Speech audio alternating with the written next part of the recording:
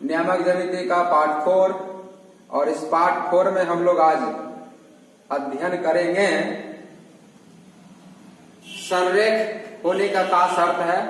संरेख क्या है और संरेख होने का शर्त है। दूसरी बात हम लोग पढ़ेंगे कि कोई त्रिभुज है तो उस त्रिभुज का पहचान हम लोग कैसे करते हैं, या समबाहु त्रिभुज है, समद्विबाहु त्रिभुज है, विषमबाहु त्रिभुज है और समकोण त्रिभुज है। बस ये दो टॉपिक को आज हम लोग पूरा इस वीडियो में करेंगे। तो सबसे पहले हम लोग समझते हैं संरेख। संरेख collinear.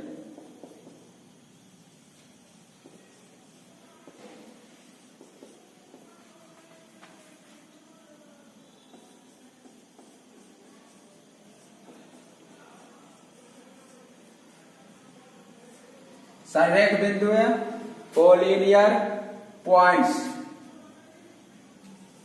Collinear points, collinear points संरेख बिंदु किसको बोलते हैं? संरेख का मतलब होता है कि जैसे आप विद्यालय में जाते होंगे और प्रार्थना होती है, सारे बच्चे एक लाइन में खड़े हो जाते हैं। ये एक पंक्ति है, फिर ये दूसरा पंक्ति है, फिर ये तीसरा पंक्ति है। तो अगर मान लीजिए कि पहला पंक्ति है और ये पूरा सीधा है, तो सभी लड़के एक ही सीध में अगर खड़े हैं तो हम कहेंगे कि ये सभी लड़के संरेख हैं। संरेख का मतलब एक ही सीध में हो जाओ, संरेख कहलाता है।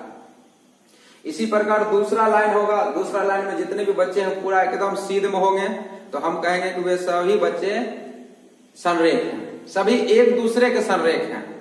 संरेख का मतलब जैसे दो है तो दो में संरेख, दो हमेशा संरेख होगा। जैसे मान लीजिए हम यहाँ पर है, एक व्यक्ति यहाँ पर है, इसको मिलाएंगे तो सीधे रखाएगा। कोई व्यक्ति यहाँ पर है, हम यहाँ पर इसको मिलाएंगे तो सीधे होगा। तो संरेख जब भी होगा तो उसमें 3 या 3 से अधिक बिंदु होना चाहिए। तो 3 या 3 से अधिक बिंदुएं जब एक ही सीध में होती है तो वे सभी बिंदुएं एक दूसरे का संरेख कहलाती है। 3 या 3 से अधिक बिंदुएं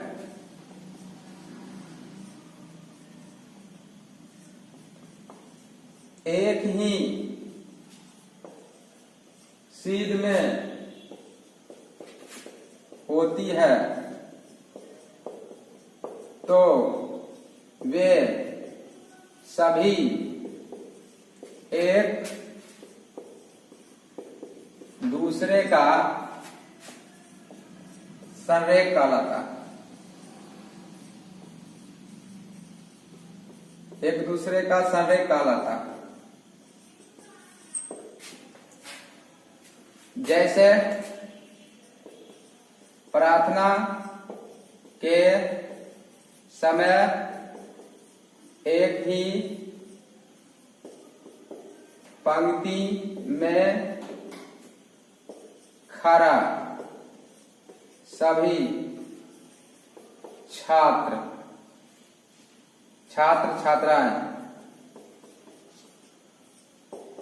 एक दूसरे के संरेख हैं। दूसरी बात, एक बिंदु यहां है, दूसरा बिंदु यहां है, तीसरा बिंदु यहां है। ये ए है, ये बी है और ये सी है। इस तीनों को एक दूसरे से मिलाएंगे, तीनों को एक दूसरे से मिलाएंगे तो हमेशा एक सीध में रहेगा। तो हम कहेंगे कि यह तीनों बिंदु एक सीध में है। तो ए बी सी क्या है? संरेख है, क्योंकि आपको देखने से ये दिख रहा है, आप सामने हो और दिख रहे हो कि एक सीध में है। 3 गो स्टूडेंट है और तीनों को देख रहे हो एक सीध में है। इसका मतलब क्या? वो तीनों संरेख है।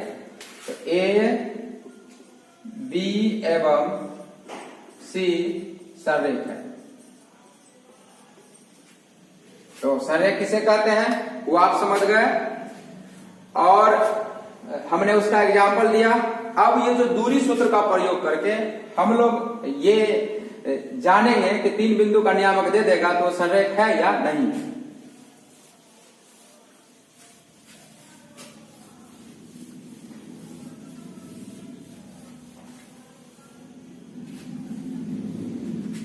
ध्यान देंगे, एक बिंदु यहां है,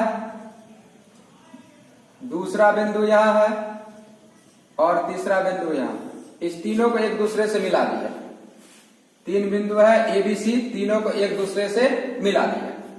अब इस फिगर में अगर इसकी लंबाई और इसकी लंबाई, इस दोनों को जोड़ेंगे और इस कुल लंबाई के बराबर आ गया तो हम कहेंगे ये संरेख है। अगर बराबर नहीं आया तो संरेख नहीं है। यानी आप कह सकते हो लेंथ ऑफ AC, यानी AC की दूरी, A से C तक की दूरी या A से C तक की लंबाई बराबर होगा, लंबाई होगा A से B तक का और जो लंबाई होगा B से C तक का। यदि length of AC equal to length of AB जो लेंथ ऑफ BC हो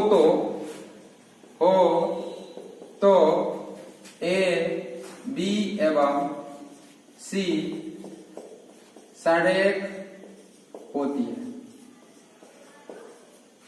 समझ में आ गई बात? इसका एग्जांपल जरा देखना। जैसे ये बिंदु है A, ये बिंदु है B और ये बिंदु है C। ध्यान देंगे A, B, C 3 बिंदु है। ये 4 मीटर है और ये 6 मीटर है। तो इसमें देखें लेंथ AC कितना आएगा? 10 मीटर और लेंथ AB और जो लेंथ BC करें ये आ जाएगा 4 मीटर और 6 मीटर, ये आ जाएगा 10 मीटर। अतः A, B एवं C संरेख है। ये आपको समझ में आ गया। लेकिन हमें तो यहां नियामक ज्यामिति पढ़ना है, तो ये दूरी नहीं दिया रहेगा। ये A और B के बीच की दूरी नहीं दिया रहेगा, B और C के बीच की दूरी नहीं दिया रहेगा। दिया क्या रहेगा? इसका नियामक x नियामक, y नियामक, इसका x नियामक, y नियामक और इसका x नियामक और y नियामक दिया रहेगा। तो आपको क्या करना होगा? आपको करना होगा कि एक बार इसमें 3 बिंदु है तो तीनों बिंदु का आप नामकरण कर देंगे। इसका नाम A, इसका नाम B, इसका नाम C, कुछ भी कर सकते हैं नामकरण। और एक बार A और B के बीच की दूरी निकालेंगे, एक बार B और C के बीच की दूरी निकालेंगे, एक बार A और C के बीच की दूरी निकालेंगे। 3 बिंदु दिया रहेगा, तीनों बिंदु से बारी बारी से तीनों बिंदुओं को आपस में 2-2 बिंदु का जोड़ा लगा के और दूरी निकालेंगे। उसमें एक दूरी सबसे बड़ा आएगा और 2 दूरी छोटा आएगा। सबसे बड़ा दूरी का जो मान आएगा, 2 छोटा दूरी को जोड़ेंगे, उसके अगर बराबर आ गया तो हम कहेंगे संरेख है, अगर बराबर नहीं आया तो संरेख नहीं है। ओके,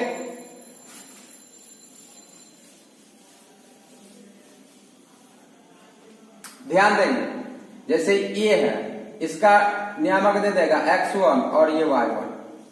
ये B है, इसका नियामक देगा x2 y2 और C है, इसका नियामक x3 और y3। ये आप मान सकते हैं, प्रश्न में ये थोड़े लिखा हुआ रहेगा कि ये C है, ये सबसे बड़ा C ही है। और उसमें 3 बिंदु सीधा दिया रहेगा। तो 3 बिंदु दिया रहेगा तो एक बिंदु को आप x1 y1 मान लें, दूसरे को x2 y2 मान लें और तीसरे को x3 मान लें। ठीक, जब ये तीनों को निकाल लेंगे आप, ये तीनों निकल जाएगा तो इसमें एक आएगा सबसे बड़ा, 2 आएगा सबसे छोटा, बड़ा से छोटा आएगा। तो 2 छोटा जो आएगा उसको सीधा जोड़ देना है, बार-बार करने की जरूरत नहीं है, सीधा जोड़ देना है। और सीधा जोड़ेंगे और इसमें A और B की जो दूरी है, मान लीजिए D1 आया, A और B के बीच की दूरी निकाले D1, और D1 का फॉर्मूला क्या आएगा? Root under x1 minus x2 का होल स्क्वायर और प्लस y1 माइनस y2 का होल स्क्वायर। अगर आप BC निकालना चाहते हो तो उसको D2 मान लो। BC इसके भुज और उसके भुज का अंतर, x2 माइनस x3 का होल स्क्वायर और प्लस y2 माइनस y3 का होल स्क्वायर आएगा। इसी प्रकार अगर आप AC निकालना चाहते हो तो D3 मान लो, ये रूट अंडर आएगा x1 माइनस x3 का होल स्क्वायर और y3 और y1 माइनस y3 का होल स्क्वायर। हमेशा ये याद रखना है, विद्यार्थी कंफ्यूजन ये होता है कि जब A और C बोलेंगे तो उसके दिमाग में रहता है हमेशा बैठा हुआ x1 x2 y1 y2 x1 x2। अरे यार, x1 और y1 ही नहीं, बकरी और बकरी का बच्चा देगा, दूसरे जगह टकरी और टकरी का बच्चा देगा। तो भुज में से भुज को ही घटाएंगे, कोटि में से कोटि को घटाएंगे। ये हमेशा याद रखना है। हमारे A और C पर विचार किया, इसका पहला स्थान पर वाला घटेगा, भुज का अंतर हुआ, इसके दूसरे स्थान पर वाला दूसरे स्थान वाला कोटि का अंतर हुआ, और दोनों को रूट में बढ़ करके जोड़ देंगे। जब हम ए और बी पर विचार करेंगे, इसके भुज और इसके भुज पर देखेंगे, इसके कोटि और इसके कोटि को देखेंगे और दोनों को रूट में भर करके और जोड़ेंगे। इसी प्रकार ए और सी पर देखेंगे।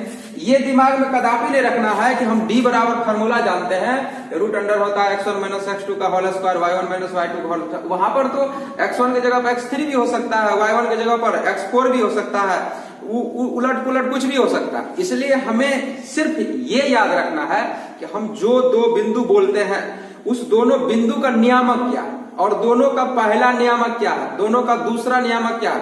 पहला नियामक जो दोनों बिंदु का आएगा वो भुज हुआ, दोनों का अंतर करेंगे, और दोनों का दूसरा बिंदु हुआ तो वो कोटि हुआ। तो इस तरह से ये निकाल लेंगे और इसमें निकालेंगे तो इसमें से कोई एक सबसे बड़ा आएगा और दो छोटा आएगा। अभी तो हमें मालूम नहीं है कि कौन बड़ा है, फिगर से मालूम है कि D3 मालूम है, लेकिन कोई जरूरी है जब इसका मान दिया रहेगा तो इसमें से सॉल्व करेंगे तब हमें पता चलेगा कि कौन बड़ा है और कौन छोटा है।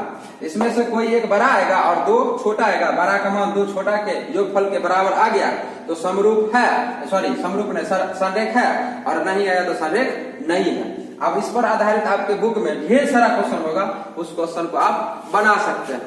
दूसरी बात, ये संरेख टॉपिक वाला जो क्वेश्चन है इसको आप इसके जस्ट अगला चैप्टर है उसमें भी एक दूसरा विधि से हम लोग संरेख के बारे में पढ़ेंगे, और इसके लास्ट चैप्टर है त्रिभुज का क्षेत्रफल वाला चैप्टर, उसमें भी हम लोग जो है इस पर संरेख वाला जो है क्वेश्चन उसमें भी पढ़ेंगे। लेकिन वहां पर आगे जो दो चैप्टर पढ़ेंगे दोनों में तरीका अलग अलग होगा।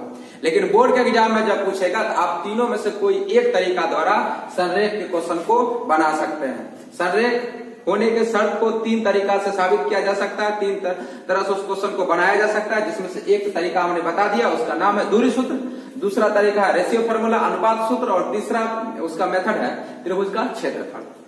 तो संरेख वाला ये क्वेश्चन अब आप बना सकते हैं।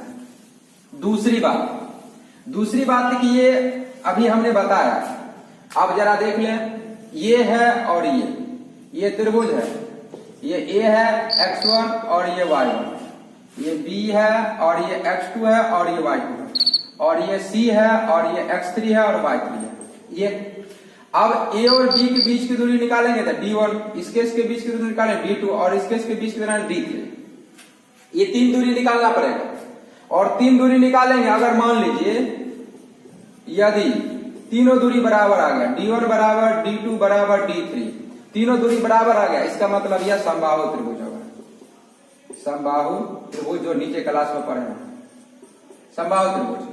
दूसरा नंबर, यदि D1 बराबर नहीं होगा D2 बराबर नहीं होगा D3 तो कौन सा त्रिभुज होगा? विषमबाहु त्रिभुज, विषमबाहु त्रिभुज। और तीसरा नंबर, यदि इसमें से कोई दो बराबर हो गया, मान लीजिए कि D1 D2 के बराबर आ गया और ये बराबर नहीं है D3, तो ये कौन सा त्रिभुज होगा? समद्विबाहु त्रिभुज। इस तरह से आप बता सकते हैं, ये त्रिभुज का तीनों नियामक दे देगा। और याद रखना है कैलकुलेशन करने में, हम बार बार कह रहे हैं, आपको दिक्कत क्या होगा जरा देखिए, दिक्कत क्या होगा। जैसे हमने लिख दिया P और यहाँ लिख दिया x4 y4 एवं Q लिख दिया, यहां पर हमने लिख दिया x5 और कोमा y6। तो यहां इसको देख के दिमाग को भारी नहीं करना, इसको देख के दिमाग को भारी नहीं करना, दिमाग में ये रखना है ई चट्टा लाल जो होगा भुज होगा, ई चट्टा लाल भुज होगा, क्योंकि दोनों पहले पहले स्थान पर आया। स्टेज पर जो पहुंचेगा, स्टेज पर जो पहुंचेगा एक दूसरे को माला पहनाएगा तो समझ लो दूल्हा दुल्हन होगा, सीधा फंडा समझ लो। अब तुम ही चला गया वहां पर और लड़की का हो रहा होगा, किसी दूसरे से आया होगा बाराती ठंड बन के, अब तुम भीड़ में से जाओगे और तुम ही माला लेकर उसके गर्दन में पहना दोगे तो कुछ देर के लिए दूल्हा तुम ही न हो जाओगे। भले आप बाद में क्या होगा वो सब नहीं सोचना है, उस समय तुम पहना देना तो दूल्हा हो जाओगे, समझ रहे हो ना। तो उसी प्रकार यहाँ पर देखना कि इसके पहले स्थान पर जो आया भुज, इसके पहले स्थान पर आया जो भुज, और इसके दूसरे स्थान पर आएगा कोटि, इसके दूसरे स्थान पर आएगा कोटि, तो भुज का अंतर करना है। तो भुज का अंतर, भुज का अंतर, अब भुज का अंतर करेंगे तो हो जाएगा x4 और माइनस x5। और ये भी हम आपको सुविधा दे दिए हैं कि आपकी इच्छा है इसमें से इसको घटाओ, चाहे इसमें से इसको घटाओ, कोई घटा सकते हो, लेकिन भुज में ही से भुज को घटाना। इसी प्रकार कोटि का अंतर करना है, कोटि का अंतर, तो कोटि का अंतर करना है तो y 4 में से y6 घटा दो। अब इस दोनों को रूट में भर करके जोड़ दो, तो d बराबर root under x4 minus x5 का होल स्क्वायर अब प्लस y4 माइनस y6 का होल स्क्वायर। सॉल्व करेंगे वही होगा। अब यहाँ पर मान दिया रहेगा 2 3 4 5 8 9, तो वो वैल्यू रख के यहाँ पे सॉल्व करोगे। सॉल्व करने के बाद जो है जो शर्त का पालन होगा उसके अनुसार इस क्वेश्चन को बना सकते हो। दूसरी बात और सबसे महत्वपूर्ण बात, आपने d1 d2 निकाला, d3 निकाला। आप जो है प्रश्न में त्रिभुज रहेगा और त्रिभुज का तीनों शीर्ष का बिंदु दे देगा, इसका नियामक, इसका नियामक, इसका नियामक। तो आप तुरंत क्या करोगे, d1 निकाल लोगे, d2 निकाल लोगे, d3 निकाल लोगे। d1 d2 जब निकल जाएगा तो अब पता आप पूछेगा कि बताइए कि ये जो तीनों शीर्ष बिंदु है क्या वो समकोण त्रिभुज का तीनों शीर्ष बिंदु है या नहीं। कोई लड़की सिंदूर कर ली तो आपसे पूछेगा कि उसकी शादी हुई या नहीं हुई बताओ। तो समाज में क्या होता है, समाज में जैसे ही किसी को सिंदूर हो गया, सिंदूर अगर ले ली, इसका मतलब वो शादीशुदा है, या मंगलसूत्र पहन ली तो शादीशुदा है। दो तरीका से बता सकते हो कि वो शादीशुदा है। उसी प्रकार कोई त्रिभुज है और वो समकोण त्रिभुज है या नहीं है, आप दो तरीका से बता सकते हो। दो तरीका से बता सकते हो कि समकोण त्रिभुज है या नहीं है। चित्र बना हुआ है समकोण त्रिभुज का, चित्र बना हुआ है किसी त्रिभुज का, और उसमें कहीं पर भी आपको 90 डिग्री लिखा हुआ दिखाई दे रहा है, समझ लो समकोण त्रिभुज है।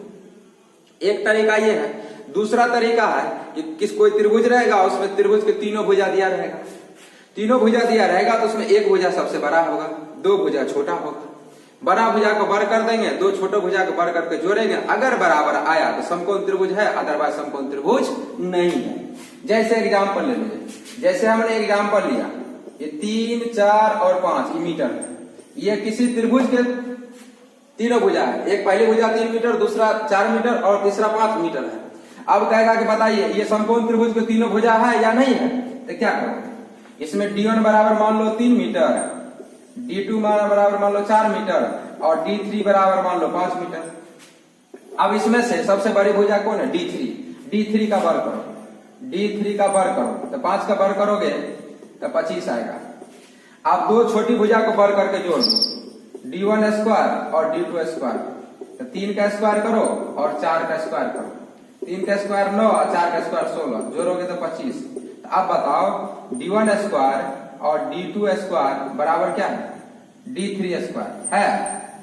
अतः ये जो दिया हुआ है वह एक समकोण त्रिभुज की तीनों भुजा दिया हुआ है। समझ में आई बात। उसी प्रकार जब इसका नियामक, इसका नियामक और इसका नियामक आपको दे देगा तो आपसे पूछेगा कि बताइए कि यह समकोण त्रिभुज है या नहीं है। सीधा फंडा है, ये दूरी निकाल लेना, ये निकाल लेना, ये निकाल लेना, उसमें देखना कि सबसे बड़ा दूरी आएगा और दो छोटा दूरी आएगा। सबसे बड़ा दूरी को बर कर देना, दो छोटी दूरी को बर करके जोड़ के चेक कर लेना, अगर बराबर आ गया तो समकोण त्रिभुज है, बराबर नहीं आया तो समकोण त्रिभुज नहीं है। हम उम्मीद करते हैं आज का जो टॉपिक है कि कोई त्रिभुज समकोण त्रिभुज है या नहीं है, समद्विबाहु त्रिभुज है कि विषमबाहु त्रिभुज है कि समबाहु त्रिभुज है, और साथ ही साथ संरेख टॉपिक अच्छी तरह से समझ में आया होगा। इस पर आधारित जो आपका बुक है उसमें क्वेश्चन बनाए